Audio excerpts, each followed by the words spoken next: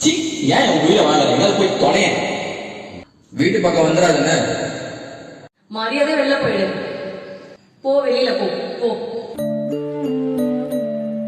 உயிரை மட்டும் கையில் பிடித்துக் கொண்டு பித்து பிடித்ததைப் போல நடுத்தெருவுக்கு வந்துவிட்ட ஜீவன்கள். பெற்ற பிள்ளைகளே விரட்டிவிட்ட வலி, உறவுகளே தங்களை பாரமாக பார்க்கிறார்களே என்கிற மனபாரம். விளைவு